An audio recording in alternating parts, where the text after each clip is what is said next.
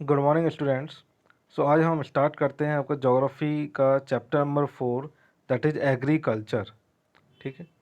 Agriculture जब भी आपके सामने नाम आता है तो हम उसको बहुत ही आसानी से रिलेट कर सकते हैं। हम सभी लोग गांव से जुड़े हुए हैं और हमको एग्रीकल्चर यानी खेती के बारे में काफ़ी कुछ ऑलरेडी पता होता है। तो इस चैप्टर में हम डिटेल में थोड़ा एग्रीकल्चर क्या है जोग्राफिकल पॉइंट ऑफ व्यू से हम देखने की कोशिश करेंगे इसको। ठीक है। इस चैप्टर में आप पढ़ने वाले हैं इंट्रोडक्शन इसका जानेंगे हम, देन एग्रीकल्चर क्या होता है, देन फार्म सिस्टम। ठीक है। And then types of farming में हम पढ़ेंगे subsistence farming and commercial farming. उसके बाद हम कुछ मेजर क्रॉप्स के बारे में जानेंगे, जो पूरे वर्ल्ड में कौन कौन सी मेजर क्रॉप्स हैं जो ज़्यादा मात्रा में ग्रो की जाती हैं। एंड फिर हम इंडिया और यूएसए के फार्म जो होते हैं उस फार्म सिस्टम को जानने वाले हैं। ठीक है। एक तो एग्रीकल्चरल डेवलपमेंट के अंदर ही हम a farm in India and a farm in the USA, इन दोनों की एक केस स्टडी की तरह से हम पढ़ने वाले हैं। और इसमें डिफरेंस हम समझेंगे कि भारत में जो फार्म है या जो खेती होती है वो किस तरह से होती है, एंड यूएसए में जो खेती होती है या जो फार्म लैंड है वो किस तरह के हैं। तो ये दोनों का एक कंपैरिजन बेसिस पे हम स्टडी करेंगे इनको। चैप्टर स्टार्ट करते हैं। सबसे पहले इंट्रोडक्शन की हम बात करें तो इंट्रोडक्शन में आपको समझना है कि हमारी तीन तरह की एक्टिविटीज़ होती हैं जिनको हम इकोनॉमिक एक्टिविटीज़ बोलते हैं। पहला होता है primary activities. And primary activities क्या होता है? It includes all those connected with extraction and production of natural resources. यानी कि प्राइमरी एक्टिविटीज़ में वो सारे एक्टिविटीज़ आती हैं जिसमें जिनका जो डायरेक्टली रिलेटेड हैं किससे? नेचुरल रिसोर्सेज से। ठीक है। जो प्राकृतिक रिसोर्सेस हैं उनसे जो डायरेक्टली जो एक्टिविटीज़ रिलेट कर रही हैं वो आती हैं आपकी प्राइमरी एक्टिविटीज़ में। जो आप एग्रीकल्चर की हम बात करते हैं तो डायरेक्टली नेचुरल रिसोर्स से रिलेट कर रहा है। ठीक है। फिशिंग है तो एग्रीकल्चर या उससे रिलेटेड जो भी आपके एक्टिविटीज़ होंगी वो सभी एक्टिविटीज़ प्राइमरी एक्टिविटीज़ में आती हैं। ठीक है। एग्रीकल्चर एंड रिलेटेड एक्टिविटीज़, इसको हम एग्रीकल्चर एंड अलाइड सर्विसेज भी बोल देते हैं। तो ये सारी एक्टिविटीज़ प्राइमरी एक्टिविटीज़ में आती हैं। इसके बाद हम बात करते हैं सेकेंडरी एक्टिविटीज़ की।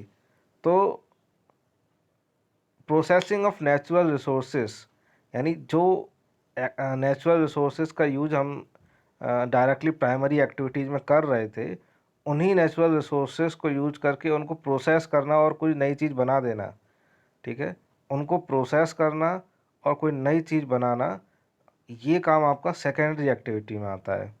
जैसे कि मैन्युफैक्चरिंग ऑफ स्टील, स्टील है नेचर से हमें प्राप्त होता है, स्टील के फॉर्म में नहीं होगा।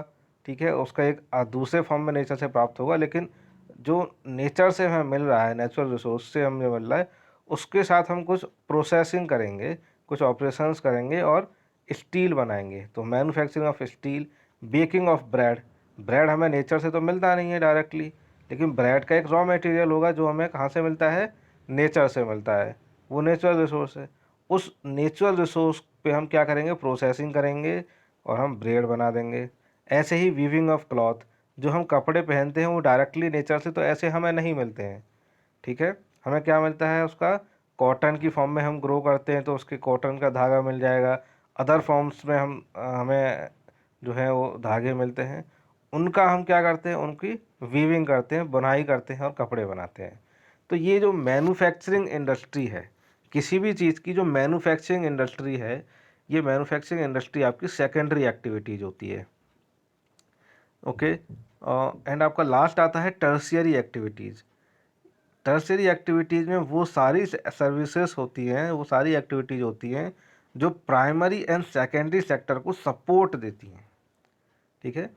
वो सारी एक्टिविटीज़ जो प्राइमरी एंड सेकेंडरी सेक्टर को सपोर्ट दे रही हैं वो क्या होती हैं? Tertiary activities. और इसको हम सर्विस सेक्टर या सर्विस इंडस्ट्री भी कहते हैं। सेवा देना अपनी। ठीक है। सपोर्ट करना। तो ट्रांसपोर्ट है, चाहे वो मैन्युफैक्चरिंग इंडस्ट्री हो यानी सेकेंडरी सेक्टर हो, चाहे वो एग्रीकल्चर प्राइमरी सेक्टर हो, ट्रांसपोर्ट की ज़रूरत वहाँ पड़ती है, बैंकिंग की ज़रूरत पड़ेगी। ठीक है। ऐसे ही टूरिज़्म है, तो होटल इंडस्ट्री है, एजुकेशन आपका जो सेक्टर है। ठीक है। एजुकेशन सेक्टर भी आपका क्या है? टर्सरी एक्टिविटी में आता है, सर्विस सेक्टर है आपका। ठीक है। ये मेडिकल सुविधाएं जो आपकी आती है, medical care, that is service sector. तो ये पूरा सर्विस इंडस्ट्री जो है ये आपका टर्शियरी एक्टिविटीज़ में आती है। तो ये 3 तरह की हमने एक्टिविटीज़ जाना। ठीक है। इस चैप्टर में आपका हम क्या पढ़ेंगे, प्राइमरी एक्टिविटी, एग्रीकल्चर के बारे में। सो अब हम एग्रीकल्चर के बारे में स्टार्ट करते हैं। एग्रीकल्चर एक प्राइमरी एक्टिविटी है।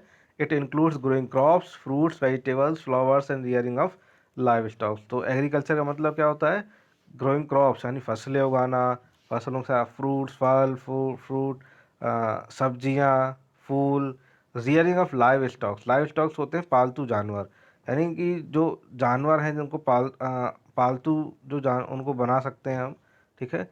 तो उनको पालना, rearing of live stock mean जानवरों को पालना, जो पालतू बनाए जा सकते हैं उनको पालने को हम क्या बोलते हैं, रियरिंग ऑफ लाइव स्टॉक। और ये भी हमारा एग्रीकल्चर का ही एक पार्ट होता है। In the world 50% of persons are engaged in agricultural activity. अगर पूरे वर्ल्ड की बात करें तो 50% जो लोग हैं, यानी जो आधे लोग हैं पूरी दुनिया में, वो खेती या उससे जुड़ी हुई एक्टिविटीज़ में एंगेज हैं। यानी पूरे वर्ल्ड के 50% लोग एग्रीकल्चर एक्टिविटीज़ में पार्टिसिपेट करते हैं। वहीं अगर हम इंडिया की बात करें तो इंडिया में 2/3 लोग, ठीक है, 2/3 इंडिया की जो पॉपुलेशन है वो आज भी एग्रीकल्चर पर डिपेंड करती है। ठीक है। एंड अगर और हम इसमें एक्सप्लेन जाएं तो then favourable topography of soil and climate are vital for agricultural activity. अगर आपको खेती करनी है, एग्रीकल्चरल एक्टिविटी करनी है, तो किस चीज़ की ज़रूरत पड़ेगी, favourable topography of soil and climate. ठीक है। तो आपका पता होना चाहिए कि सॉइल किस तरह की है, कौन सी मिट्टी है, वो किस फसल के लिए अच्छी होती है। ठीक है। एंड क्लाइमेट किस तरह का है। तो अगर फेवरेबल क्लाइमेट होगा, सॉइल फेवरेबल होगी, तो एग्रीकल्चरल एक्टिविटीज़ जो हैं वो भी अच्छी हो सकती है। इनके लिए वाइटल है ये। ठीक है, इम्पोर्टेंट है। इसके अलावा हम बात करते हैं एरेबल लैंड क्या होता है। The land on which crops are grown is known as arable land, यानी कि खेती योग्य भूमि। अरेबल लैंड को हम सीधे बोलते हैं खेती योग्य भूमि। एक ऐसी जगह या ऐसा लैंड जिस पे खेती की जा सकती है, जो फसलें हैं वो उगाई जा सकती हैं, उसको अरेबल लैंड कहा जाता है। इसके बाद हम बात करते हैं फार्म सिस्टम की। ठीक है। फार्म सिस्टम की हम बात करें कि आखिर जो खेती है वो होती कैसे है, क्या क्या चीज़ें हैं उसमें। तो फार्म सिस्टम में हमारे 3 इम्पोर्टेंट चीज़ें आती हैं। एक तो आता है इनपुट एंड देन प्रोसेसिंग यानी ऑपरेशंस एंड देन आउटपुट। ये बिल्कुल कंप्यूटर सिस्टम की तरह है, कंप्यूटर भी ऐसे ही वर्क करता है। हम इनपुट देते हैं, कंप्यूटर प्रोसेसिंग करता है सीपीयू के थ्रू, एंड देन आउटपुट निकलता है। तो ऐसा ही फार्म सिस्टम में होता है, कुछ इनपुट होते हैं। तो the important input of agriculture are seeds, fertilisers, machinery and labour etcetera. तो ये कुछ इम्पोर्टेंट इनपुट्स हैं, ठीक है, एग्रीकल्चर के। सीड्स यानी बीज हैं, बीज बोने पड़ेंगे तभी फसल होगी। फर्टिलाइजर्स, ठीक है, फर्टिलाइजर्स भी ज़रूरी हैं, वो ऑर्गेनिक भी हो सकते हैं, केमिकल भी हो सकते हैं। मशीनरी ज़रूरी है, लेबर रिक्वायरमेंट होती है। तो ये इनपुट होता है एग्रीकल्चर का। अगर हम प्रोसेसिंग की बात करें या ऑपरेशंस की बात करें तो उसमें आएगा ploughing, sowing, irrigation, weeding and harvesting. Ploughing क्या होता है, प्लोइंग होता है खेतों को फसलों के लिए तैयार करना, खेत जोतना वो हम बोलते हैं। ठीक है।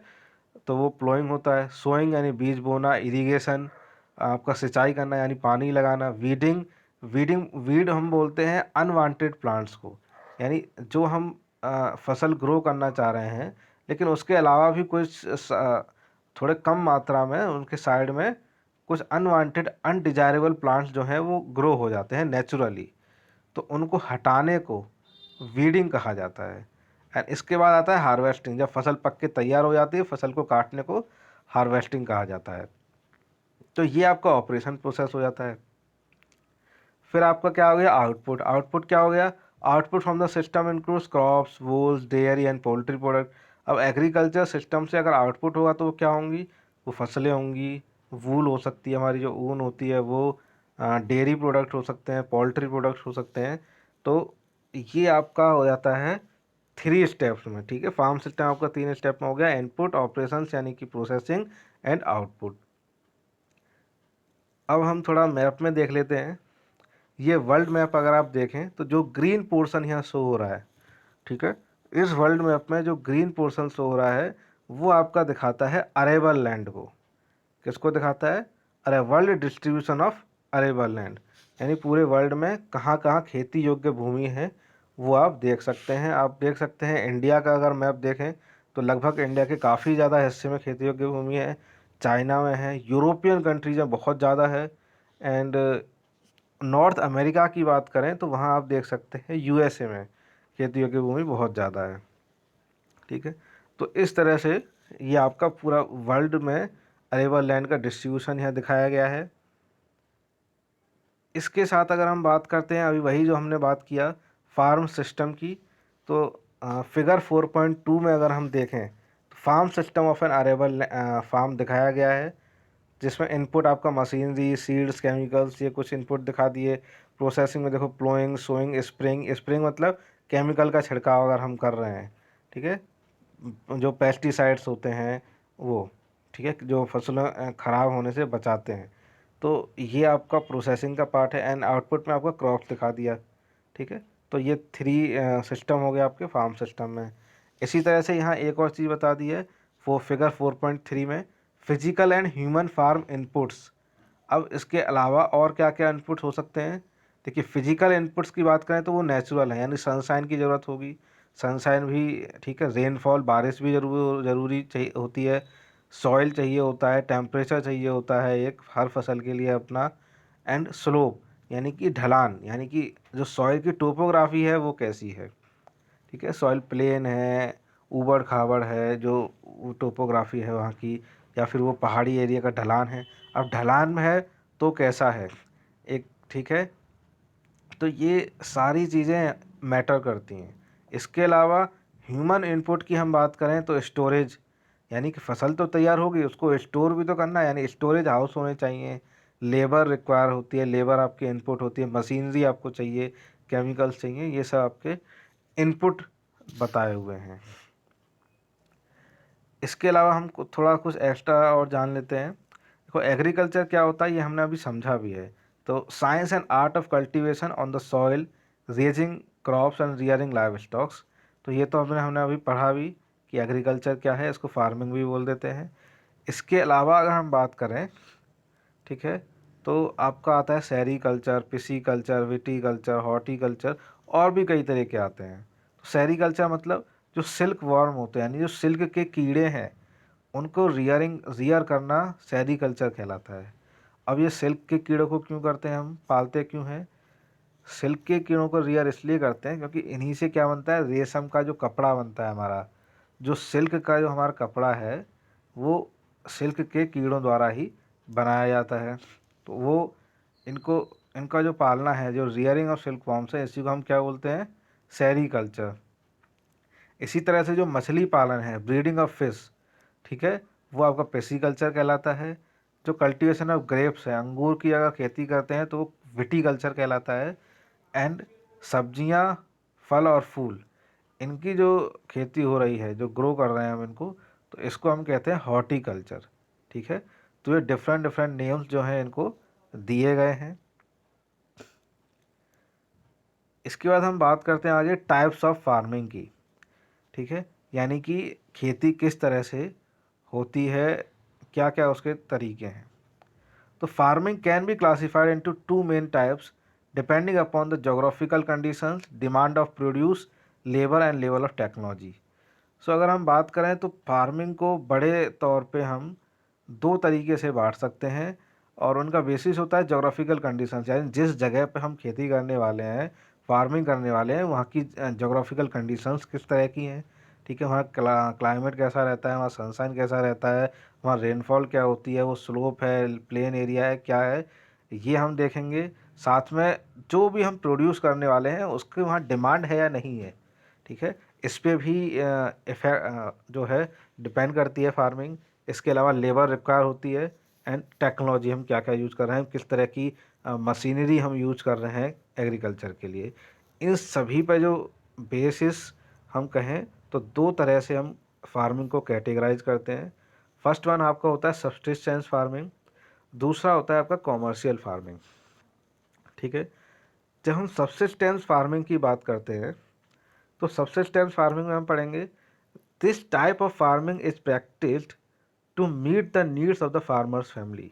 देखिए, सब्सिस्टेंस का मतलब ही होता है कि जीने के योग्य, यानी हमारे जीने के लिए, हमारी लाइफ चलती रहे उसके लिए जितना ज़रूरी है उतना अगर कोई किसान अपनी अपने और अपनी फैमिली के लिए ग्रो करता है, ठीक है, तो इस तरह की जो खेती है उसको सब्सिस्टेंस फार्मिंग कहा जाता है। वो किस लिए कर रहा है? सब्सिस्टेंस फार्मिंग में हम कह रहे हैं कि कोई भी अगर फार्मर है, किसान है, वो खुद के और अपनी फैमिली के लिए पूरे साल भर में जितना वो अनाज, ठीक है, या जो भी वो फसल ग्रो कर रहा है वो यूज कर सकता है, उतना ही अगर वो ग्रो करे तो उसी को सब्सिस्टेंस फार्मिंग कहा जाता है। यानी कि एक छोटे लेवल पे, एक स्मॉल लेवल पे फसल उगाना, आ, ताकि वो खुद अपनी और अपने फैमिली की ही ज़रूरतों को पूरा कर सकता है, वो सब्सिस्टेंस फार्मिंग है। इसमें हम क्या कह सकते हैं, low levels of technology and household labour are used to produce on small output. अब क्योंकि वो सिर्फ अपने अपने फैमिली के लिए ही प्रोड्यूस कर रहा है तो उसके लिए बहुत ज़्यादा टेक्नोलॉजी की ज़रूरत नहीं पड़ेगी, ना ही बहुत ज़्यादा लेबर की ज़रूरत पड़ रही है। ठीक है, क्योंकि हम क्या कर रहे हैं, एक स्मॉल आउटपुट चाहिए हमें, हमें आउटपुट ज़्यादा नहीं चाहिए, हमें सिर्फ अपने और अपनी फैमिली के लिए चाहिए। तो ये आपका सब्सिस्टेंस फार्मिंग में क्या आता है, लो लेवल ऑफ टेक्नोलॉजी जो होती है, लेबर की रिक्वायरमेंट भी कम होती है। अब सब्सिस्टेंस फार्मिंग को भी हम दो कैटेगरी में डिवाइड करते हैं। ठीक है, तो देखो, सबसे पहले तो हमने टाइप ऑफ फार्मिंग पढ़ा। टाइप ऑफ फार्मिंग में हमने सब्सिस्टेंस फार्मिंग पढ़ा and commercial. Type of farming में हमने क्या पढ़ा है, subsistence farming and commercial farming. ठीक है, जब हम सब्सिस्टेंस फार्मिंग में आते हैं तो सब्सिस्टेंस फार्मिंग को दो कैटेगरी में डिवाइड करते हैं। वो है intensive subsistence farming and primitive subsistence farming. ठीक है, तो इन दोनों को भी हम डिटेल में पढ़ेंगे एक एक करके नेक्स्ट वीडियो में। Thank you.